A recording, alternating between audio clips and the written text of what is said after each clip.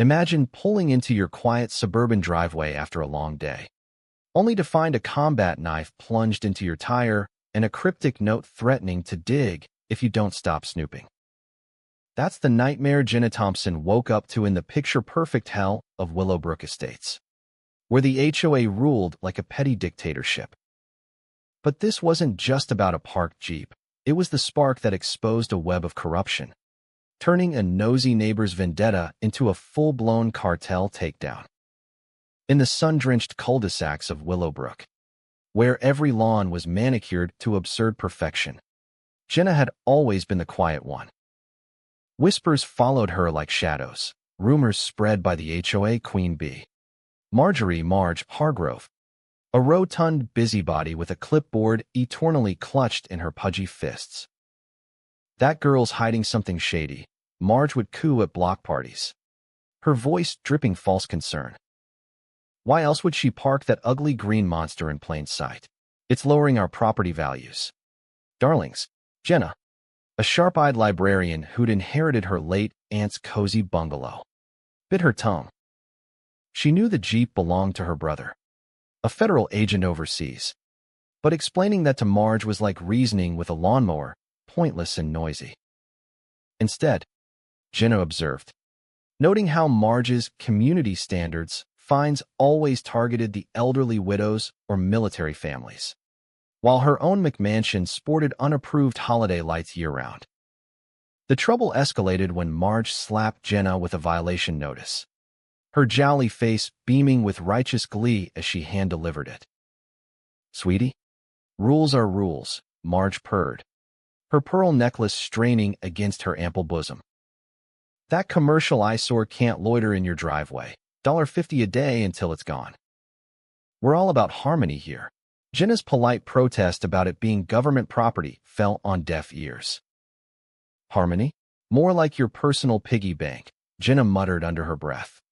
But she played nice, smiling sweetly.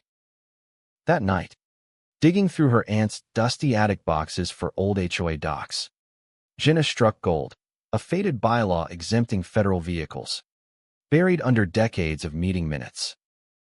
But tucked inside a hollowed-out book was a secret journal, chronicling Marge's husband, the slick councilman Ted, schmoozing with shady investors in dark suits, men who eyed properties like vultures.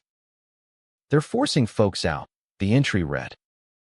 "Ted calls it revitalization, but it stinks of something criminal."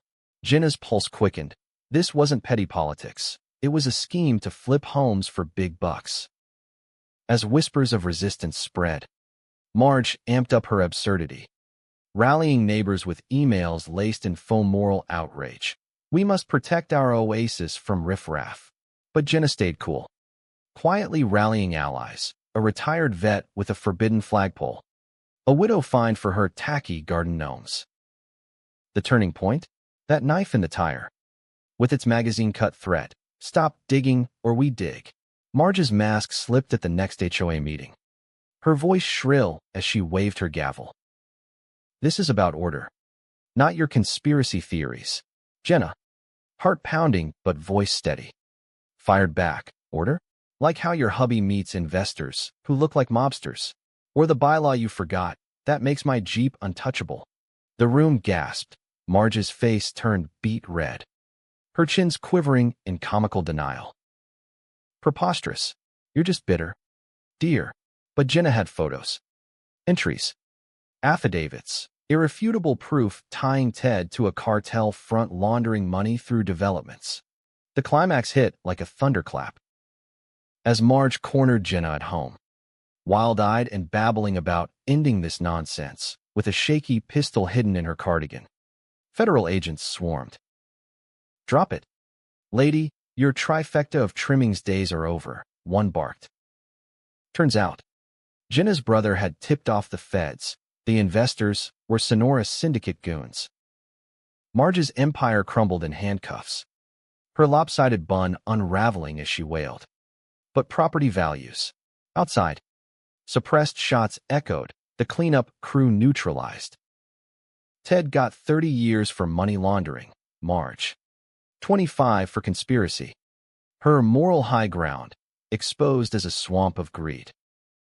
In the aftermath, Willowbrook breathed free.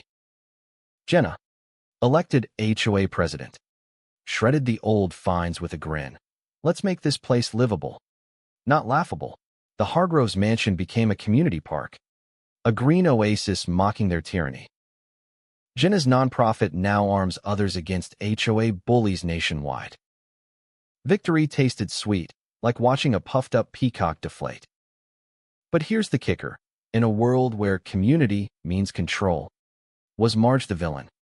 Or just the face of a system that breeds her? You tell me, is standing up worth the storm? Or do we all secretly enable the Karens?